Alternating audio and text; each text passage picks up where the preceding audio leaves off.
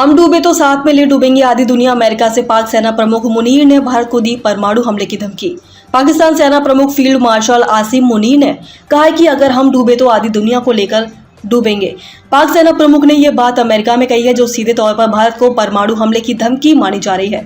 दरअसल भारत के ऑपरेशन सिंदूर में बुरी तरह से मात खाने के बाद पाक सेना प्रमुख आसिम मुनीर पूरी तरह से बौखलाए हुए हैं।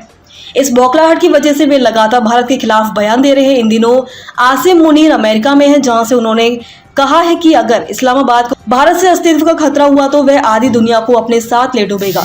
बता दें कि शायद ये पहला मौका है जब किसी देश के सेना प्रमुख ने दुनिया के सबसे ताकतवर मुल्क अमेरिका की धरती से किसी तीसरे देश को इस तरह की धमकी दी हो। अमेरिका का टैंपा में क्या बोले आसिम मुनीर। दरअसल पाक सेना प्रमुख आसिम मुनीर अमेरिका के टैंपा में आयोजित एक ब्लैक टाई डिनर में पहुंचे थे, जिसका आयोजन बिजनेसमैन और मानद वाणिज्य दूत अदनान अरशद ने किया था। इस दौरान आसिम मुनीर ने कहा कि पाकिस्तान एक परमाणु संपन्न मुल्क है। अगर हमें डूबने का खतरा हुआ तो हम आधी दुनिया को अपने साथ लेकर डूबेंगे।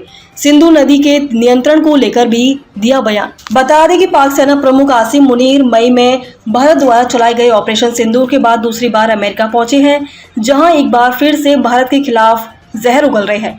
इस दौरान आसिम मुनीर ने भारत द्वारा सिंधु नदी के नियंत्रण को लेकर भी निशाना साधा है।